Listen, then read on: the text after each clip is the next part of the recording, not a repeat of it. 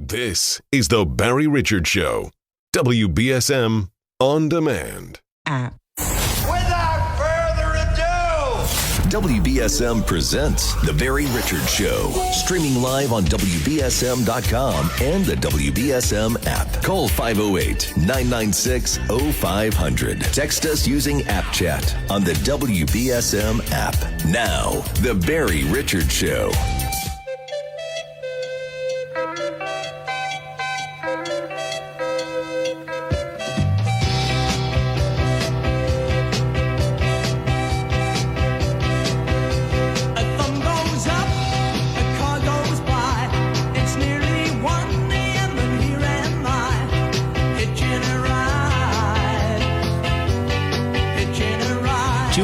On a Friday afternoon, and welcome back to the program. 508-996-0500 is the number. So we're talking a little bit today about Kristi Noem and the disclosure in her book that she shot her work dog that was aggressive and killing livestock and threatening her children. And this has not played out well for her.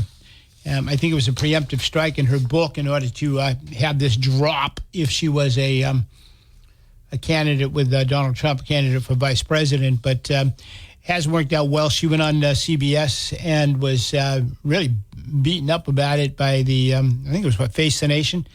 And her response has not been really good. She's canceled a book speaking tour.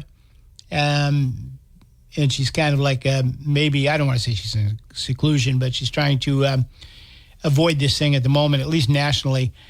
But I mentioned I had some polling on this. And this is a polling from Economist YouGov and Economist/YouGov. And according to the poll, most Americans say that Kristi Noem's actions were unacceptable. This 14-month-old ranch dog named Cricket.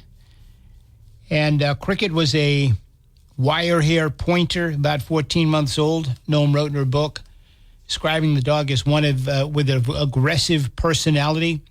She said she took Cricket pheasant hunting in hopes of teaching it to hunt, that it might calm the dog down. According to Noem, the dog went out of her mind with excitement, chasing all those birds and having the time of her life. After that, Noem stopped to see a neighbor. He claims Cricket ravaged her neighbor's chickens, grabbing one chicken at a time, crunching it to death with one bite, then dropping it to attack another. Noem claimed the dog whipped around to bite me while she tried to stop the attack and described the dog as acting like a trained assassin. While she has defended her actions, attempting to spin it as a prime example of her ability to never pass responsibilities to anyone else to handle, most Americans seem to disagree with how she handled this. According to the poll, the survey asked respondents who had heard about Noem killing her dog their opinion on the matter. 67% of them described her actions as unacceptable. Only 15% view it as acceptable, and 18% remain unsure. I think the 18% is more fair. Because unless you know the circumstances, or unless you were there, or unless you've ever had a working dog such as this, you really don't know the circumstances. Further, a plurality of Republicans, 37%, along with a majority of independents and Democrats, 66% and 89% respectively, describe her actions as unacceptable.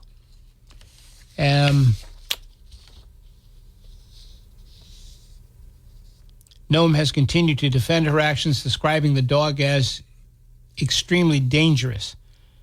It had come to us from a family who had found her way too aggressive. We were her second chance, and the day she was put down was a day that she massacred livestock that were part of our neighbors. She attacked me, and it was a hard decision. She told Sean Hannity, contending again that it is an example of the tough decisions she had to make throughout her life. So, I I think I'd be in the undecided column on this because I'm not there. I don't understand the situation. I live in a different world. And, of course, you're polling people. First of all, you're polling people who, in the survey makes it clear, people who knew what was going on. They had to poll, because not everybody knows what's going on. Everybody follows this kind of stuff all that closely. It's like, Robert Kennedy's brainworm. I'm sure the overwhelming majority of people out there don't even know about that story. The overwhelming majority of people don't even know who Kristi Noem is. Never mind that she shot her dog in the head. But those who you ask, I mean, are generally people who are sitting there with Muffin on their lap, their little Shih Tzu dog, that you're feeding it little bonbons and you're watching TV together and so on and so forth. And maybe you may be one of those dogs that you put in a little carriage and you wheel around the store. You know what I mean? That kind of dog. So you're not thinking about an animal hunting dog or whatever. You're thinking about your little pooch at home. And if somebody I'd never shot my dog in the head. So you're looking at it through that point of view. But hey, whatever. I mean, everybody's got a right to an opinion, right? Also mentioned that Kennedy, Robert F. Kennedy Jr. believes abortion, even the murder of a full-term baby, should be a decision made by the mother. Kennedy does not believe anyone should be able to step in and stop the murder of a full-term baby, writes Hannah Knudsen for Breitbart. Kennedy says he believes that the government should not be involved in determining if and when a woman can have an abortion. The interview question went this way. Kennedy said, we should leave it to the woman. We shouldn't have government involvement. And the interviewer said, even if it's a full term? Kennedy confirmed, even if it's full term. Kennedy added that he does not believe it is ever right for the government to make the determination and step in to save the life of an unborn child. I think we have to leave it to the woman rather than the state, he said. I think that's pretty bizarre, personally. I mean, that's me. Also wanted to mention before we get back to your calls, massive payout, more than $1 million, has been awarded to two teenagers who sued their California Catholic school after being kicked out over a blackface selfie when they were actually using skincare masks. When they were just 14 years old in 2017, the boys attended a sleepover and applied a face mask purchased by one of their mothers, which turned from light to dark green once it dried. The students referred to as AH and HH in their lawsuit, viewed by the Los Angeles Times, said they took a selfie with the skin treatment on in solidarity with a friend who was suffering from severe acne. The seemingly innocent picture didn't cause any trouble until 3 years later, during the height of the 2020 Black Lives Matter protests following the death of George Floyd. The photo went viral on social media, prompting St. Francis High School in Mountain View to expel the students. According to the lawsuit, school officials did not offer the boys a hearing and did not consider any evidence. A Santa Clara County jury agreed with the teens this week that the school was in breach of an oral contract and did not afford them due process before kicking them out. The students' other claims, including defamation and violation of free speech, were rejected by the court. Each teen was awarded $500,000 and an additional tuition reimbursement of about $70,000. This case is significant not only for our clients, but for its groundbreaking effect on all private schools in California, which are now legally required to provide fair procedure to students before punishing or expelling them, said Krister Bauman, who is a member of the students' legal team. Interesting case. The jury rightly confirmed that St. Francis High School's procedures were unfair to our clients and that the school is not above the law. This reminds me of Derek Sandman. Remember Derek Sandman, the kid that was in Washington for the pro-life march, waiting for his bus to pick him up with a bunch of friends. And the Indian activist approached him, pounding on his drum. And the networks all immediately accused him of taunting the Indian because he was smiling, and that somehow or another he was making fun of the Indian and so on and so forth. And he got kicked out of his school, remember?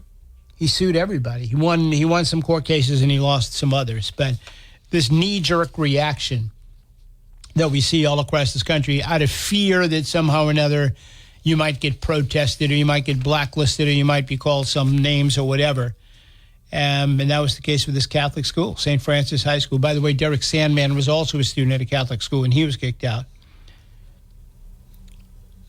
The boys and their parents initially sought $20 million. A.H.'s family celebrated the teens' names will be cleared.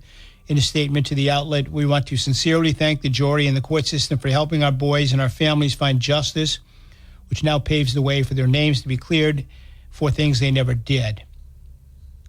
Representatives for St. Francis said they respectfully disagree with the jury's conclusion as to the lesser claim regarding the fairness of our disciplinary review process, and that they are exploring legal options such as appealing the verdict.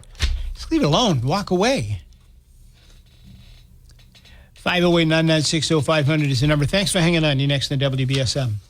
Yeah, it's funny, that Indian you mentioned, he was on that Navy SEAL show, Don, whatever his name is. He Stolen Valley guy there, Don Shipley. Yeah, I don't know. I don't watch TV, so. He was trying to say he was a Navy SEAL, and Don Shipley called him out on it. And oh, that's right. I do remember that from when it happened. There was a claim that this guy was some kind of a war hero, and it turned out he never even. He was like peeling potatoes down in North Carolina or something. He was a Marine reservist and a refrigerator repairman. Yeah, something like that. Yeah. But he had the rank of sharpshooter, so why would you be embarrassed of being in the Marine Corps Reserves as a sharpshooter? You served, and then you go around telling people you're a Navy SEAL. Yeah, he was over in Vietnam. Wasn't he claiming to be in Vietnam and everything else? Yeah, he was in after. He went in 76. Vietnam was over. So that's how Shipley caught on to him. And then he sued Shipley and got Shipley's show banned on YouTube, although he still has shows out there. But Shipley's got his own site now. So, yeah, that Indian guy is a character. And as far as the face mask, what were they saying? He's trying to make fun of black people? Yeah, they were apparently one of the friends of these two kids had severe acne. So they were doing a sleepover, and they put on this face mask treatment, okay, in support of their friend. I've never used the face mask before, but women put it on their face, and it hardens, and it's supposed to be good for your skin. It's like a cream. You put it on your face, I guess, and it hardens into a mask. Well, I guess it starts out when you put it on, it was light green, and after it's on for a little while, it turned into like a dark green. So they took a selfie. So you see Incredible Hulk. What's that got to do with being black? Well, at the school, apparently, for 3 years, nobody said anything about it. And then 3 years later, after the George Floyd incident, somehow or another, that picture circulated. And it didn't circulate when they had the light green stuff on their face. After it hardened and turned dark green, it made it on. So the school bought into the theory that they were wearing blackface, when in reality they were wearing what they thought was a light green mask in support of their friend who was suffering with severe acne.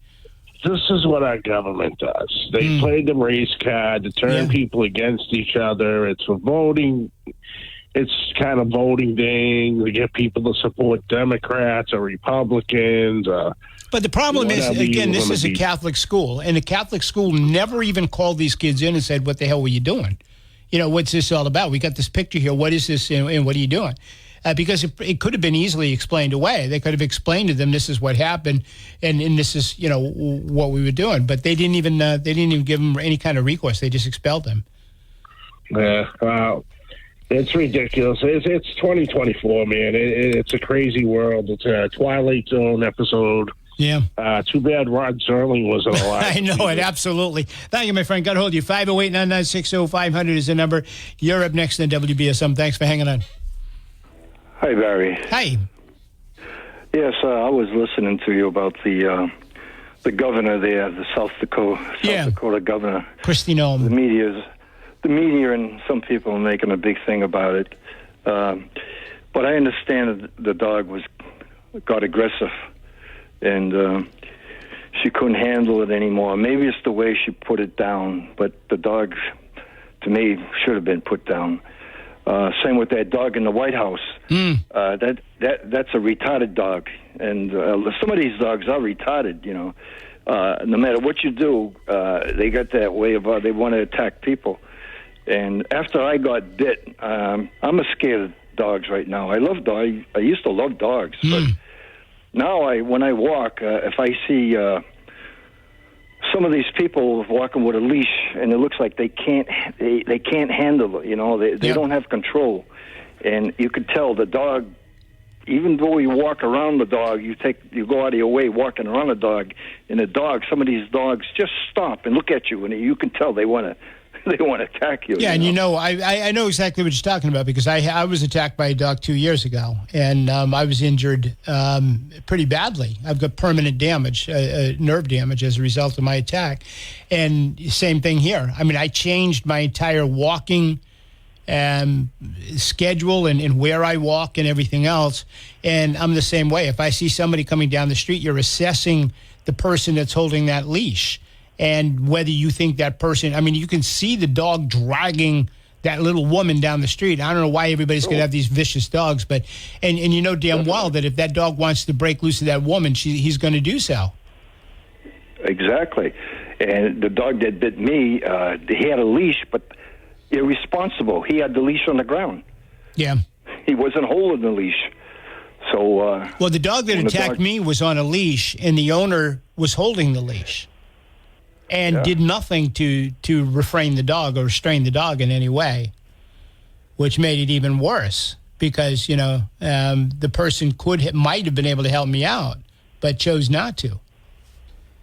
Well, a lot of these people haven't been attacked by a dog, but it's a lot of drama. When you get attacked by a dog, man, it's a very fearful thing. Yeah.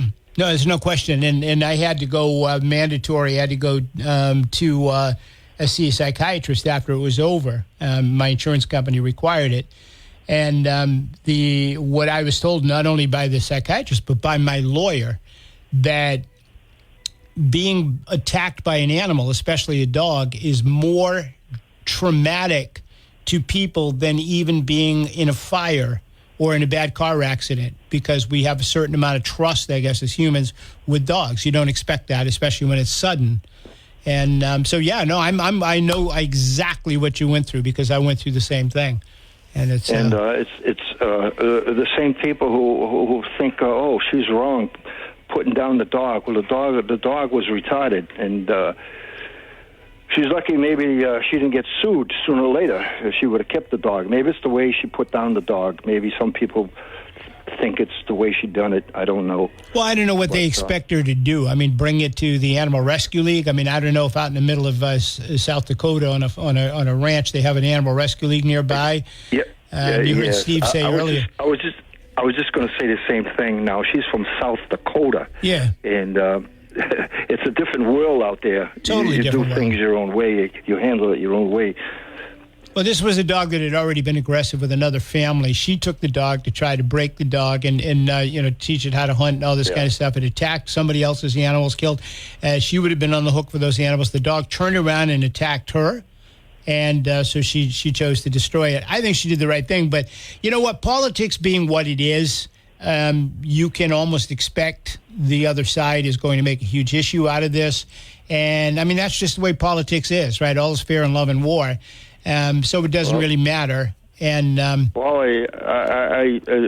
glad she wasn't in New Bedford and walking the dog with a leash down the avenue. Yeah, a dog like that. No question about it. Thank you, my friend. I'm going to hold you right there. Appreciate it. 508-996-0500. Thanks for waiting in next on WBSM. Hey, man, how are you? Good. How are you? Good. Imagine being a Democrat today. You have a president who's running for president, has worms in his brain, and you have another Democrat who's in office who still has worms in his brain and needs to take them off. Because he still has brain damage. Yeah, one has a worm in his brain and the other has no brain. I mean, it's like the Wizard of Oz here, right? Yeah, Wizard of Oz. Yeah, they need to go to Kansas and see if they can get a brain implant. It's crazy. Here's the thing too: is that I think the media is not covering this much, is because they don't need to with Kennedy, because if they make a big splash about this, then they can go ahead and start attacking Kennedy's memory and stuff like that, where it can be turned around on Joe Biden. I feel like the past couple of weeks, I think they're starting to throw Joe Biden over the ship, because I think he's not going to make it to convention. If he does, they're going to throw him out, because now you're hearing more and more stories about, ABC and NBC. They're starting to criticize him more of Joe Biden and his inflation. That when he took over, it was really low. It went back to 9. Now it's back to 3 or 4% inflation. So you're starting to see a lot more hits on Joe Biden. That gives you a story that, because ABC, NBC, and everything else is more Democrats, so I think they're ready to throw him out overboard, Barry. Yeah, I don't think Biden's going anywhere. I think Biden's going to be the nominee, and I think that he will be on the ballot in November. I have no doubt about that, unless something happens to him, that he has a medical emergency or something like that. I don't see him going anywhere. There's nobody ready to step in. There's nobody that could do any better than him against Trump right now. So I don't, I think the Democrats, I think some of the Democrats behind the scenes are looking at this and saying, well, you know what? Trump's probably going to win. It's 4 years max, because he's already served a term, so we can only get 4 years. Give us 4 years to get our house in order, maybe get some candidates lined up that are new, fresh, young talent, and come back in 4 years. I'm just getting the sense the Democrats are ready to just eat this one and then see where it goes. Look, the Democrats have a lot of problems out there, everything from inflation to the border to all of these different things. Israel. Let Trump worry about this for 4 years. We'll come back nice and fresh in 4 years, and we'll be ready to go. So that's just the way I look at it. I don't know, Barry. If they wanted to eat it, why are they trying to put this guy back in jail so bad? I mean, they don't want him to run power. If they know that he was going to become president, they probably deep down know that Trump's going to win. Yeah. They wouldn't try to eat him for 4 years. Well, when they started all this stuff, they thought that Trump would be convicted and that Trump would go to jail and there would be no chance that he'd get out of it. But, I mean, the case is falling apart at every single courtroom in the country. Is falling apart one right after another. I don't think they expected that. I think they thought the public was going to turn against him. Every time Trump was indicted, I think they thought his numbers would fall. Instead, they rose. So they realized they can't get him with the court system, and they see his popularity is getting bigger. They've got so many problems. So I think they're just at this point starting to resign themselves to the fact that they're going to lose in November.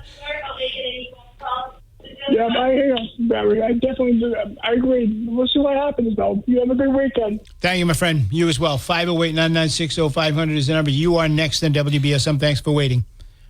Yeah, no problem. Is that me, Barry? That's you, sir. Okay. Hey, just a quick comment on this dog thing with Kristi Noem. Yeah. I've watched her. I've seen her on TV. I've seen some things online. She doesn't strike me as somebody that's heartless. I could be wrong. I don't know her personally, never met her. But I know what it's like to put down a dog. And it's painful. It really is. Now, I'm in Dartmouth. I'm not in South Dakota. And you may be right. There might not be an animal rescue league or a shelter right down the street from where she lives. So I don't even question that. People out in that part of the country shoot wolves on a regular basis. If you got a wolf or a coyote on your property eating your chickens or whatever, they put them down without blinking an eye, and nobody complains. But by the way, coyotes and wolves are dogs as well. Mm-hmm. So I don't fault her for that. I don't, she did what she thought was right.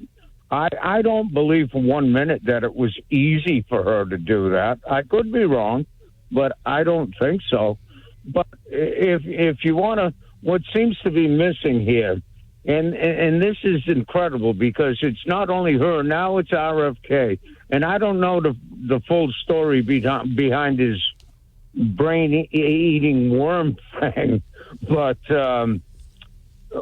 if I was going to question her judgment, it would not be in putting down the dog. It's that, why are you releasing this now? You're a potential vice presidential candidate. Well, I think it was, from what I understand, this was something that was already known in South Dakota. And from what the transcript I read from Sunday, I wish I still had it with me here. I read the transcript from her appearance on not 60 Minutes, but Face the Nation on Sunday. And I think she was trying to explain at that point that this is something that's already been known in South Dakota, but now that I'm on the national stage or potentially on the national stage, it's going to explode on me. So I wanted to get out in front of it as an example of how I have to show leadership, and I show leadership. And so I think that's why it came out. I don't think she just one day said, hey, I think I'll tell everybody about this. I think it was already out there, and she knew that it was going to become an issue nationally, so she tried to get ahead of it. A lot of times... Well, that may be true, but it wasn't in a book, The people in South Dakota, if I had to bet my money, they're probably fine with it. But you put it in a book, and now it's nationwide, worldwide. Well, here's the thing, though. So Trump announces, okay, I've made my pick. It's going to be Kristi Noem, and they start appearing together. And then all of a sudden, CNN breaks the story. CNN has just learned that Kristi Noem shot her dog in the head. Now you got all kinds of problems, and you're doing damage control. And, I think it's often been said, with Nixon, right? The cover-up is always worse than the crime, right? Just come right out at the beginning and say, hey, this is what happened. Reagan was the same thing with Irangate, with the Contras and all that kind of stuff. You try to cover something up, but you don't fully disclose. And then it becomes a bigger problem. So I think whoever advised her to get it out there before the media can spring it on her and make her play damage control, I think they probably said, get it out there so you can control the narrative as opposed to having the media control it. But I don't think she did a good job of it. And I think it's, as sensible as it sounds to me, she's got this dog who's apparently very aggressive. Somebody else had it, gave it to her. She brings it out hunting, thing goes nuts, starts chewing up all her neighbors' chickens and killing them, then turns around and attacks her. So she had to shoot it. That makes sense to me, and that makes sense to any reasonable person, especially if you live on a ranch in South Dakota. But again, you try to explain that to some yuppie out in Lakeville that sits there with their little Shih Tzu on their lap, and oh my God, how can you shoot a puppy in the head? You know what I mean? So it's going to be tough to win those voters. What happened with RFK with the worm in the brain? Now, did somebody discover that? No, he admitted it. This was, according to the New York Times, in 2012, he was giving a deposition in his divorce case. And somehow or another this came out, and he addressed it and freely admitted it, that that they thought he had a brain tumor. He was having problems, and he went to the doctor. They thought he had a brain tumor, and they could see this dark image on his brain and so on and so forth. And then he got a call from, I think it was New York Presbyterian Hospital, and they said, we're looking at your stuff here, and it appears to us that this isn't a tumor, but as though you have a parasite in your brain. And because it's not moving, it appears to have died in there. And that there was some damage to your brain, that it actually ate some of your brain before it died. And Kennedy apparently in the deposition said, I've suffered long-term as well as short-term memory loss and cognitive issues as a result of this. So somehow or another, the New York Times brought this story back out this week, said, hey, look what we found. We were doing some research. We forgot about this from, 12 years ago, and this is what happened. So that's how that came out. Okay, so he had a dead worm in his brain. Yeah. So I would guess that he's still got to step up on Joe Biden, doesn't he? Well, at least he's got a brain, right? He may have a brain with damage to it, but at least he's got a brain. So, yeah, at least there's something there to eat. Yeah, there's some improvement anyway. Yeah, absolutely. Thank you, my friend. Appreciate it. 508-996-0500. Got to hit a break, and we're going to come right back after this. Stay tuned. You're listening to WB.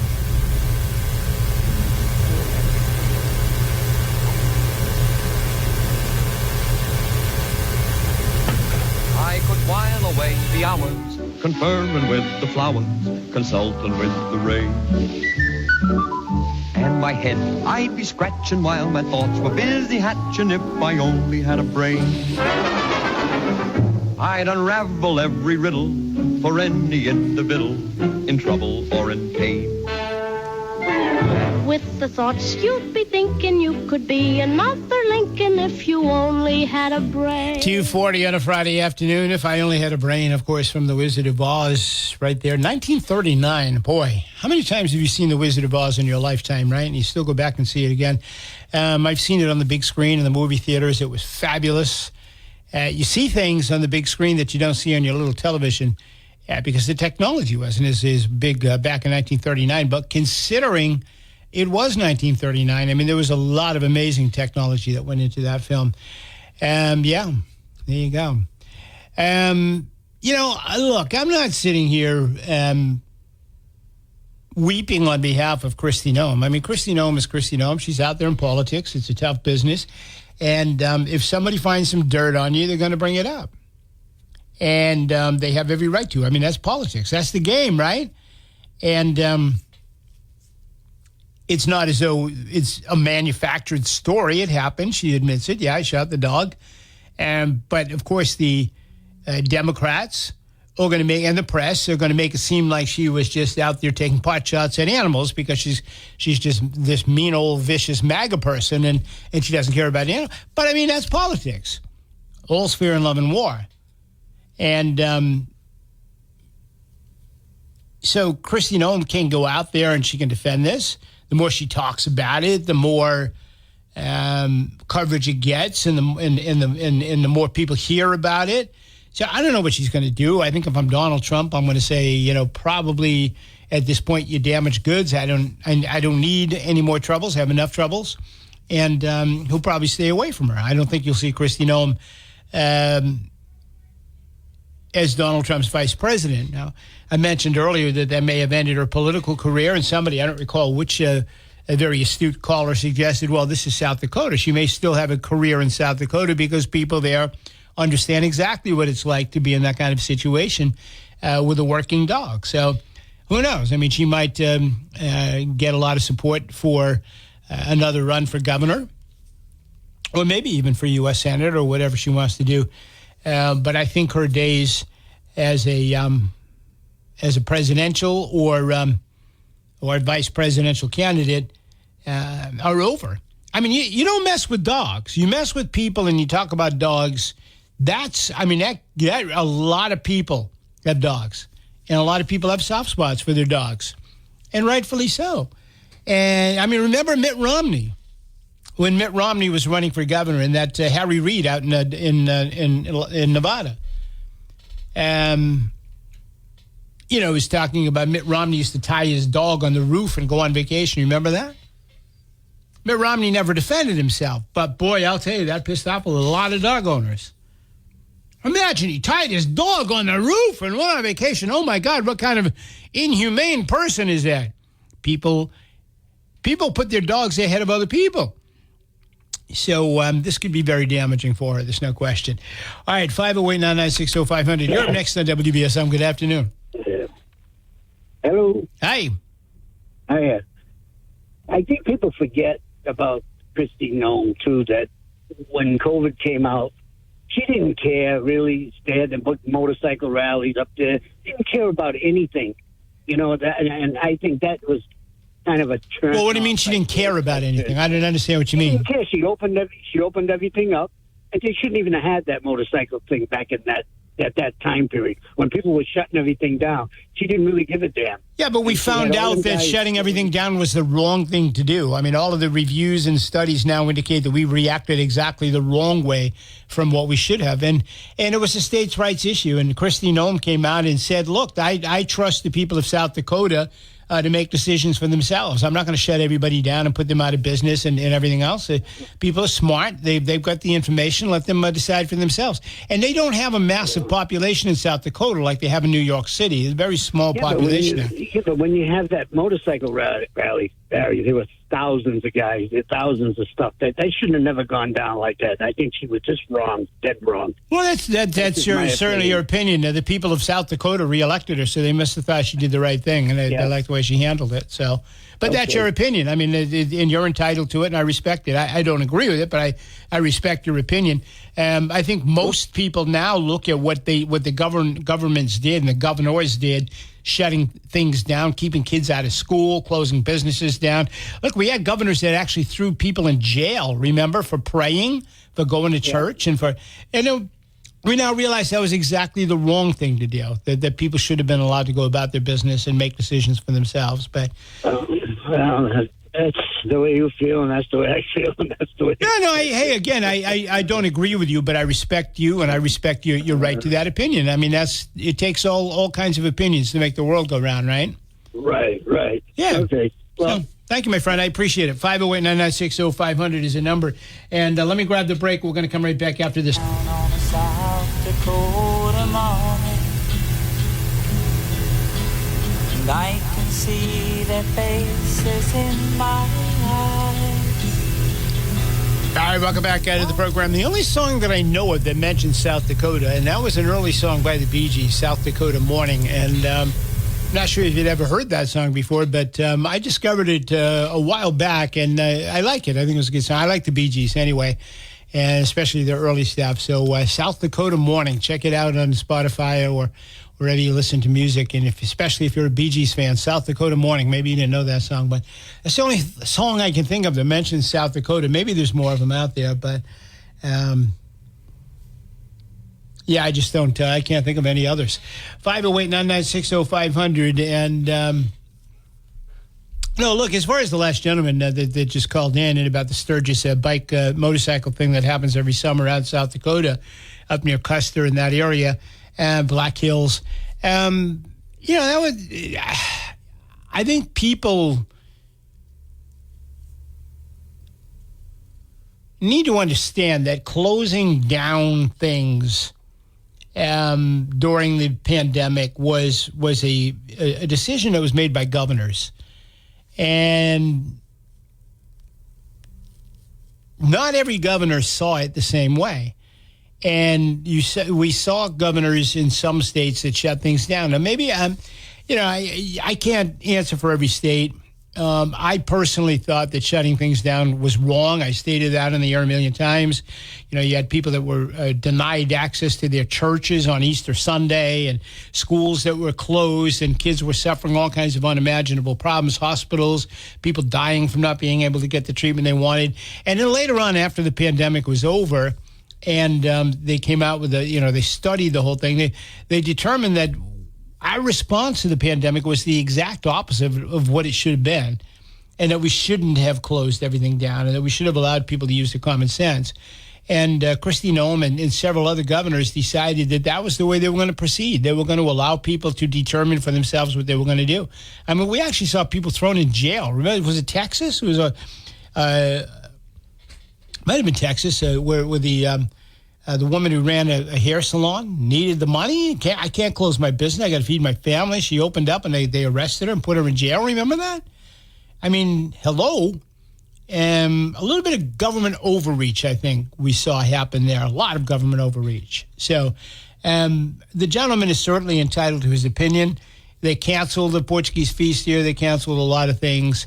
And I'm not sure that was the right thing to do, but that's my view. And I think people should be trusted to make decisions for themselves. And the governors who allowed their states to remain open or maybe close them for a short period of time and then reopen them once they began to realize that closing was the wrong thing to do, that was the decision that they had to make. And I always believe in the the intelligence of the people. And that given the information, most people are going to do the right thing. So, I don't know. That's just my view on it. 508-996-0500 is the number. Thanks for hanging on. You're next on WBSM. Hey, Barry. Hi. Hey. So, on Cricket. Yeah. I heard what she did with Cricket after she shot him. She took his head, had it stuffed, put it on a plaque, a little brass tag underneath that said Cricket, a good Democrat, and hung it over a fireplace. I hadn't heard that. Is that true? No, I don't think so. I think you're playing around with us here.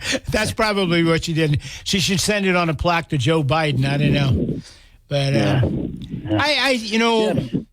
but look, all's fair in love and war, right? If the Democrats can make an issue out of this, well, I mean, that's the way politics is. You make decisions like that in your life, and you got to live with them later on. That's all. It's a sad testimony, though, to the state of affairs of the general populace of the United States. You can't draw a distinction between a companion dog and a working dog. Yeah. Well, if you've never been in that situation, I mean, if you live, you live in Mattapoisett or Wellesley, and you got your little muffin on your lap, and you can't even wrap your brain around the idea of being out on a plain or on the prairie with a working dog. I mean, you can't even comprehend that, right? Yeah. Well, I think the case here is that people these days, when you and I were growing up, we were always taught, before you judge anybody or criticize them, try to see things from their side of the fence as well. Put yourself in the other man's shoes. Yeah, absolutely. People these days, they don't do that. They only see themselves see things from their point of view, and that's it. Absolutely. Thank you, my friend. Good stuff. I appreciate it. 508-996-0500. Got to get the last break in, and we're coming right back. Stay with us.